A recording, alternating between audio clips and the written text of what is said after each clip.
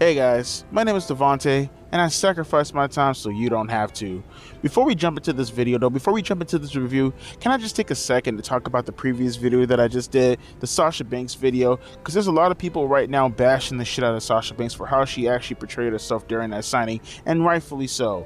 Whatever you want to call her, Sasha Banks, Mercedes Mone, I really don't give a shit. She deserves it. Like, I just don't understand. And I talked about this yesterday, but my God, how can you... The Sasha stans, bro. The Sasha stans. I don't, like... It's like you have no respect for yourselves at all, bro. She will never fuck you. Get it through your heads. She will never give you any pussy. Never, ever, ever, ever. It's not happening. You have a better chance of winning the lotto twice in a row. It's just not gonna happen. Just to go out of your way to mischaracterize the situation. I had people telling me dumb shit like she was playing the character and stuff like that. Like, bro, okay, name me a time Sasha Banks has ever played a character and done something like that. Name me a time Sasha Banks has ever done something like that during a signing. Ever. Because someone like an MJF, who I can give an excuse or a pass to something like that occurred, I can point to you plenty of times of that actually occurring. You can never point me to a time Sasha Banks has done something like that, but I can point to you a million and one times someone like an MJF who's actually playing the character has done something like this. And if something like this happened with MJF, then at the very least I can see your point. So take that out of the way. And the blatant mischaracterization of saying this guy was trolling, this guy was doing that, you dumb motherfuckers, bro. Go back and watch the video, okay? She's signing a picture to him. She gave him the picture after she signed it. Like, bro, like, what are you talking about? The guy was clearly a goddamn fan. She questioned whether or not he was going to listen to her interviews or any of this stuff to talk about all this stuff regarding. He was like, yeah, I'm going to listen to it. I listen to your stuff because he's a fan. He wasn't fucking trolling you, numbskulls. Pick your goddamn poison. First it's, well, she's playing the character. Then it's, well, guess what? The fans fall. Like, dude, shut the fuck up. Shut the fuck up. You're idiots. Oh, and my favorite one, well, maybe he shouldn't have asked a dumb fucking question. No, you're the dumbass. He never asked any fucking question initially. He said, how was your time in New Japan Pro Wrestling? He never said anything about how was your creative or what went down in your creative or anything like that until she remarked and responded in a way that made him go, oh, okay, well, what happened then? Then he asked what happened. After she said he got it wrong, then he asked. Initially, he never asked any questions. He said, how was your time in New Japan Pro Wrestling? And then he followed that up with saying, well, because I know, pretty much essentially saying, not verbatim, but essentially saying, because I know how things went down with your creative. Now, does he know how things went down for creative? Probably not. But that's not the focal point. The focal point is he did not ask anything about her creative until she retorted with that fucking bullshit response she gave him. She was rude, intentionally rude, for no damn reason. And maybe she's like, you dumb fucks, you probably took what he said out of context. Anybody with brains and eyes and ears can see what the fuck the guy said. Yes, she got emotional, and therefore you get emotional because she got emotional. This parasocial relationship, bro, you guys are... bro, I don't know what to say to you guys, man. You guys are just beyond saving. You're pathetic. Like, I don't know what to tell you guys. I'm not talking to people who probably innocently didn't know. Like, Cosmo, I know you can hear me, bro. I'm not talking to you. Trust me, I understand. Maybe you probably have your own perception in regards to how the situation went down. Fine. I'm talking to the people who blatantly stand for it. Like, this, it's, you guys are lost cases. I don't know what to say about you guys, man. Just... good luck in life, bro. Good luck in life, man, because my God, bro, you're not gonna get anywhere in life thinking to yourself that constantly being a little bitch boy for a girl who doesn't know of your existence. You're not gonna get anywhere in life. Maybe in prison, because the next step is stalking her. Let's get to the show. Fucking ridiculous, bro. I swear to God. You know, I'll give it to Tony Khan. This man really sticks to his convictions when it comes to this type of booking. He really sticks to his guns, no pun intended. Before we talk about this segment though, MJF, look, finally, I guess we're finally going to get, I mean, they said it was going to be the main event, that Diamond something battle royal for the Diamond Rig bullshit. Oh my God, I really don't give a fuck at all, bro. But MJF is like cutting a promo backstage, and he's just like fucking talking and rambling on about stupid bullshit. I don't give a fuck, bro. And then you have this fucking Queer Eye guy, dude. What's his name? Max Caster. He's like talking to MJF, and he's like, "Hey, can we still be partners with you?" And MJF was like, "No, you can't be partners with me." And he's like, "Okay, fine. You know, we could just win and we can scissor, but I should just join the Battle Royal, win, and then beat you for the ring. So then you have to put a ring on it." And he's like gesturing to his hand. Oh my god. And then when MJF leaves, and then like Billy Gunn, he's like, "He's such a scumbag." And then Max Caster, he's just like, "But he's my scumbag." Bro, I don't understand, bro. Like, you have people flipping the fucking channels. Do you really believe if they land on this shit, they're gonna like what they're seeing? Like, fuck Tony Khan. I'm not even talking about him anymore. I'm just talking to the general audience. Like, do you think a grown man will be flipping through the channels and they see some stupid gay shit like this and actually say to themselves, this is quality television? Like, legitimately. None of this, "Whoa, Devontae, it's 2023. Shut the fuck up. What the fuck does that... When people do that shit, it makes no sense to me. Okay, cool, you said the year. Your fucking points. It's still fucking stupid. Doesn't make any point that I talked about or any point anyone talks about less than when you go, "Well, it's the current year." Just shut up, bro. Fuck you, dumbass nigga. And then you get the match in itself with this motherfucking loser, Jay White, having this boring ass match where Penta is literally go of my ego. Oh god, you know, I actually will notate one of the dumbest fucking spots of all time, and they really tried their best to play this stupid ass spot off. Fucking this douchebag, Jay White, he like tries to tie Penta let go of my ego. He tries to tie his mask up to the ropes, and he just utterly fucking botches it. This motherfucker just ties his mask up. He attempts to tie it on the ropes and just completely like not tie it on the ropes. And the referee like lightly brushes it off the ropes, and the announcers or the commentators are just like, "Oh, you know, the referee did it." Nigga, bro, the insulting of our intelligence. Nigga, how you gonna tell us what the fuck we just seen on television? The fuck? What kind of bullshit is that? "Oh, the referee, he just swiped it away." Nigga, we got eyes, bro. I hate you, bro. I hate all y'all niggas, bro. Damn, y'all be making us feel stupid. Trying to make us not feel like we don't know what the fuck we're watching. Shut up, bum ass nigga. He ended up getting one off of Lego of my ego. Then he cut a boring ass promo, Jay White that is, afterwards, and he's just again rambling on and rambling on and rambling on. Then he gives the mic to fucking Juice Robinson. He rambles on and rambles on and rambles on. He's just like, "I'm the leader of Hamas." No, I'm joking, but judging by that promo last week, he probably is though. Oh my god, bro. I can see what this is gonna be. This is gonna be a fucking struggle. Oh my god, they have Emi Sakura versus fucking Hikaru Shida. Oh my god, they got Boma versus Chi-Chi. No, I'm good. I'm skipping this match. I'm sorry, folks. I can't do it. I'm not gonna do it, and I will not do it. Sorry. Next segment after this match. You know, MJF involving himself in these suspect-ass angles is really making me question him.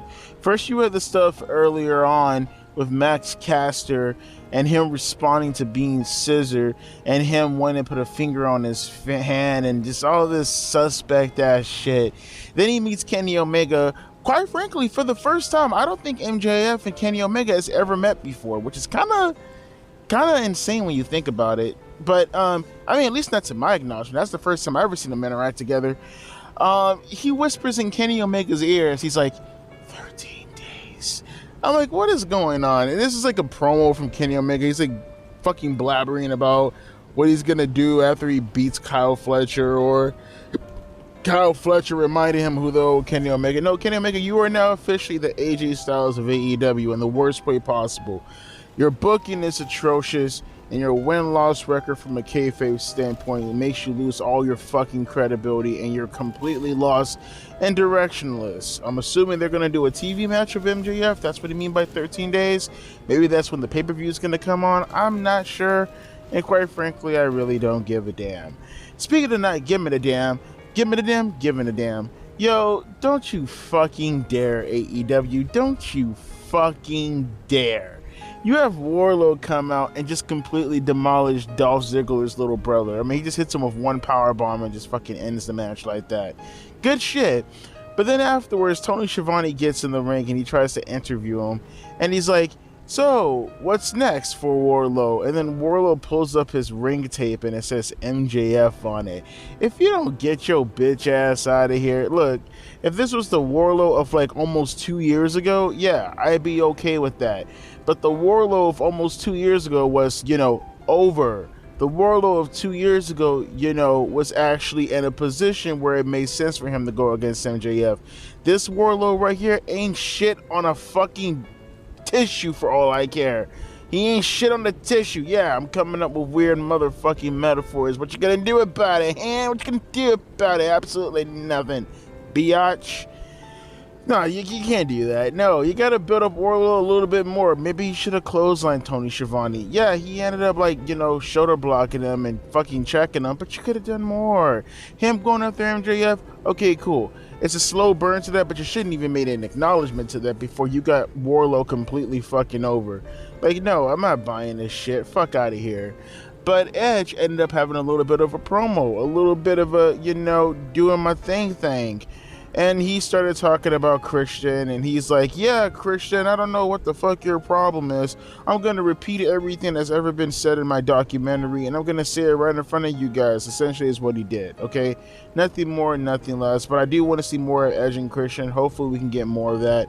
And hang on for a second, because I see Roderick Strong, and I see the rest of his faggy crew fucking doing skits, and what is this about? I gotta see.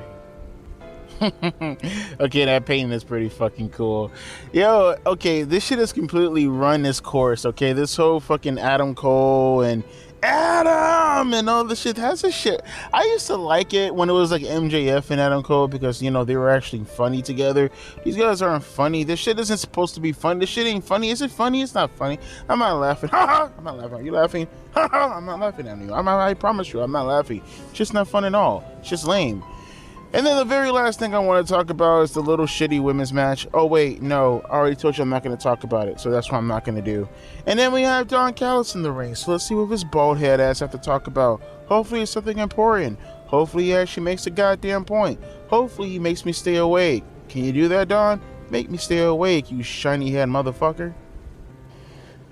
Oh, this is a struggle. Oh, fuck, this is a struggle. Oh, my God. Yo, oh, fuck, I can't. Yo, I gotta do this. I gotta pull myself up by the bootstraps. And I gotta do this. I have to keep up with my motto. I sacrifice my time so you don't have to. Oh, I feel like this feels like an anime battle. Oh, god damn, and I'm getting my ass kicked right now. If this was the Frieza saga, I'm fucking Krillin right now. Oh, bro. Oh, Kenny Omega just had a match with Kyle Fletcher. It's the same old shit that we get in every fucking match. Every fucking match. It's the same goddamn thing. They don't do jack shit. They throw fists and kicks and they flip and they have false finishes. It's the same fucking shit every week. And oh my god, they try to fucking run a Danhausen vignette. I hate this show tonight, and I hate you people for making me watch this bullshit. You know what though? Actually, you know what I will say about this though? You know one of my biggest problems about this show, outside of like literally everything, like they don't have anything special going for them. Like nothing. Like for an example, with the exception of maybe Chris Jericho, no one has a theme song that like is catchy or anyone remembers or anyone gives a fuck about. I mean, I know the AEW faithful would try to chime in and tell me their bullshit bias. I'm gonna suck your dick until your ring dry bullshit opinion. I hate you and the Sasha stance. Fuck you both. You guys go make a baby. You could be like AEW stan. Oh wait, no. You could be Sasha AEW. You know, fucking. I'm too I'm too out of it to come up with good jokes. Okay, I can't. Okay, joke my career. There you go. Like, maybe if they like focus more on presentation and gave us something worth a fucking damn to do. Oh my god, is that Christian? I don't know. Is that Christian? Please tell me that's Christian. I think that's Christian. If that's Christian, oh no, it's Lance Hoyt. Who the hell is he kicking? Who the fuck is that? Is that Matt Jackson? I don't know. Oh, fucking hell. We'll talk more about that later. But apparently we have Lance Hoyt taking on, oh, it's some fucking jobber. I don't know. Wait, is it Matt Jackson? I can't even fucking tell. Hang on. Who is this? Wait, I don't know who this is. Wait. I don't fucking know. I don't care. Let's get back to the show. Yeah, if you guys can't tell, I'm fucking out of it right now. Let's go. Well, okay, that woke me up. All right. I don't know why I was expecting this to be a Christian and a Sting program or a Christian and a Sting promo. Nah, they just let Sting go out there and basically just pour his heart out and essentially say that coming up at Revolution, the next Revolution after Full Gear, Sting's gonna retire from professional wrestling. Oh, okay. I mean, personally for me, as far as my own Sting moments, you know, gosh, Sting's been around for so long that I think my first ever time see, you know what? You want to hear something funny? My first time seeing Sting wrestle, not my first time seeing Sting. My first time seeing Sting was on WCW Nitro back in 1997. If I remember correctly, one of the first things I remember seeing from Sting was the crow angle. You know, when the crow, when Sting has the crow on the rafters and then he lets the bird go and then the bird appears on the ropes. That scared the living shit out of me. I had to been like 5 or 6 years old. What is it, like 97, I think? So I had to been like 5. I was watching it with my uncle. I swear to God.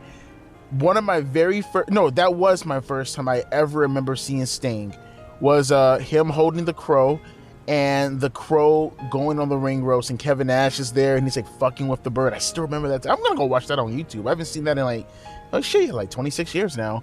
And I still remember in 1999, Halloween in 1999, ironically enough, now it's been 24 years almost, I went as Kane for Halloween back in 1999.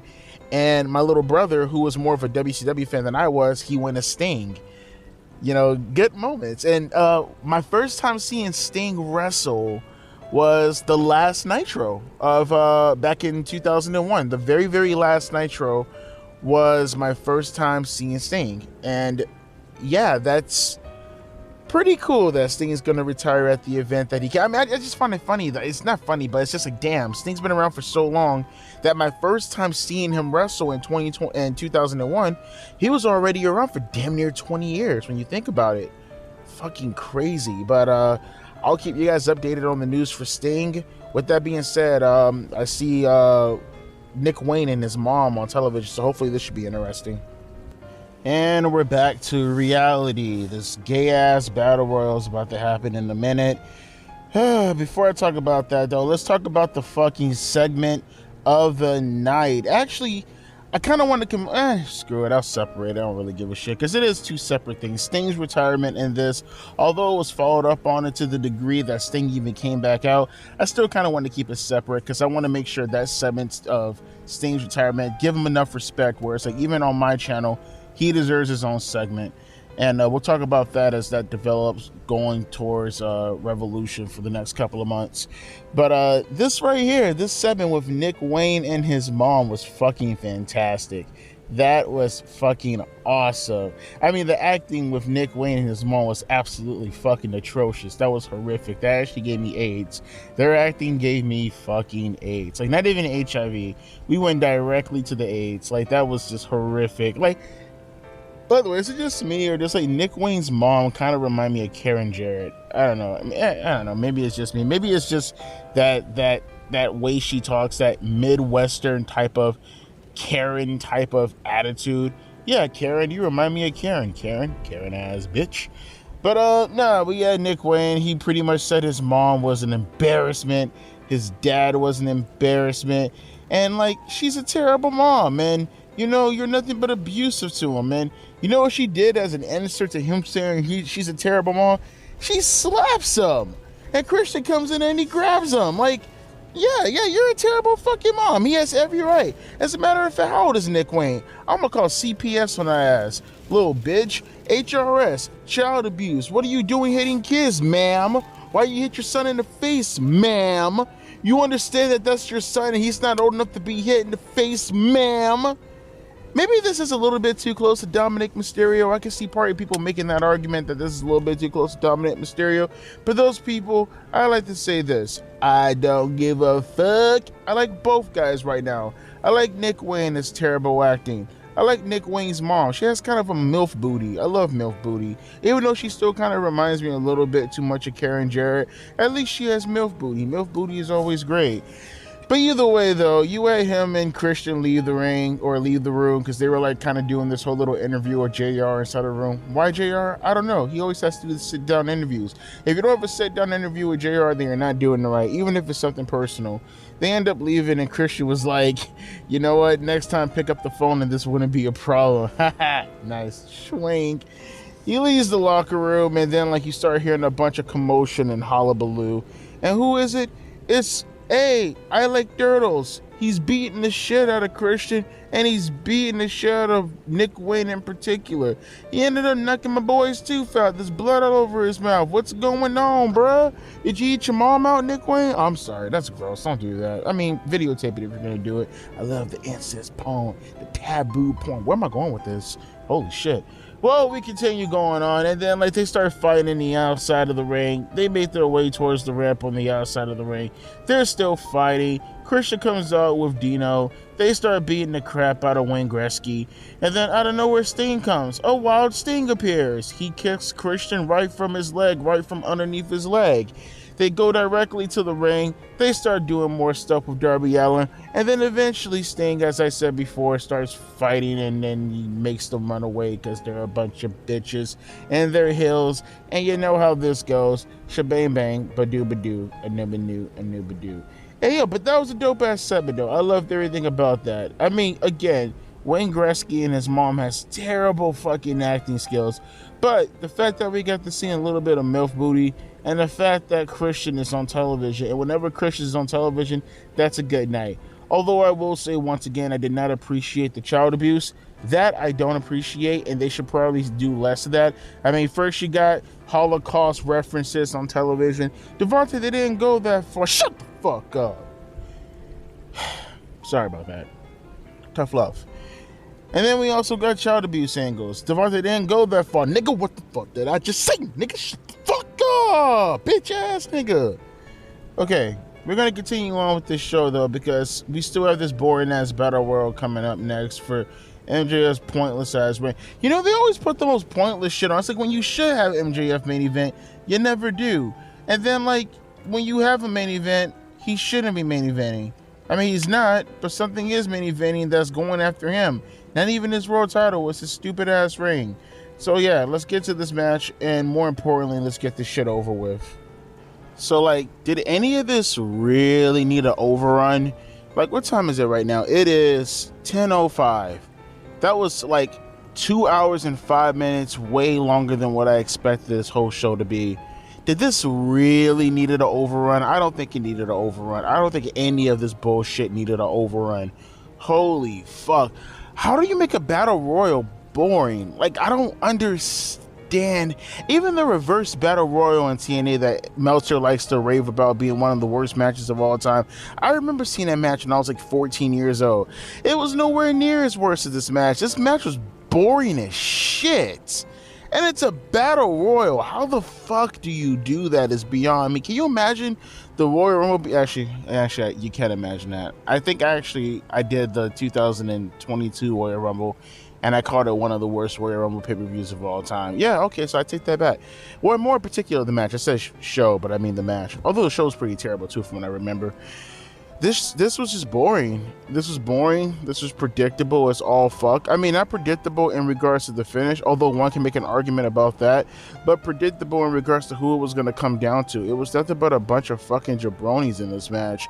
I mean, don't get it twisted. Max Caster and Juice Robinson are a bunch of jabronis also, but there were like more jabronis in this match that were like below Juice Robinson and Max Caster. And it sucks to say that about someone like a Jeff Hardy, but hey, when you fuck up your whole career, you fuck up your whole career. No one did that to Jeff Hardy but Jeff Hardy. I just find it ironic that Jeff Hardy, all the fans, oh my god, he's chasing after the 24/7 championship belt. Yeah. Now look at him now. He's in the Battle Royal wrestling people like fucking Jack Swagger and Trent Beretta. Yeah, look at you. Look at you. You went from one bum-ass place to another bum-ass place. Regardless, though, the finish came with MJF, who's like on commentary, and he's like ranting, and, you know, he's talking all his little speak, all his talk words, thingamajiggabob, and then he gets attacked by Jay White. And then they start fighting, which ended up distracting Max Caster. And then Juice Robinson pulls out a ring. And then he punches Max Caster in the face and he throws him out of the ring, which is like literally the most obvious setup in the world to do fucking Juice Robinson versus MJF. And then Max Caster interrupts it with the rest of the Bullet Club and yada, yada, yada. And then we get the trios match with Max Caster and the rest of his funny friends going up against the Bullet Club Gold minus Jay White at Full Gear. Such an obvious. Hey, yo, what happened to those fucking ninja guys? Like, not even the ninja. What are they called? I don't know if they were like in particular ninjas. Like, remember a couple of weeks ago, those guys who like jumped Jay White? Like, what the fuck ever happened to that angle? They just like completely abandoned that shit, right? Like, what the fuck happened to that fucking angle? What was that? I would think they're gonna come back to it, but I'm really not sure. That was so weird. It's like they had this whole big surprising angle of ninjas doing ninja things with their ninja mind just to like never touch on it ever again. Who gives a fuck? I bet it was going to be stupid anyways. And if they tried to continue it, I bet it's going to be stupid anyways. But overall, though, this show was absolute donkey dick. This was terrible. One of the worst AEW Dynamites of the year. I am so serious. There is no hyperbole attached to that whatsoever. You get a bunch of bullshit cliche matches, a lame-ass segment here, there, everywhere. The only good thing about this show, honestly, was Christian Cage. And honestly, this is probably one of the least effective Christian Cage angles that I've seen in a while. And I'll honestly, since him turning heel and doing this whole run with the TNT Championship, this might be the weakest angle, and this was the best thing of the night. And then obviously you got Sting's retirement speech, or him saying that he's gonna retire, which is cool, I guess. Maybe that's the best segment of the night, technically speaking. But you take those two things out of the show, and this is the worst Dynamite of all time. This was horrific. This was horrendous. This gave me fucking cancer.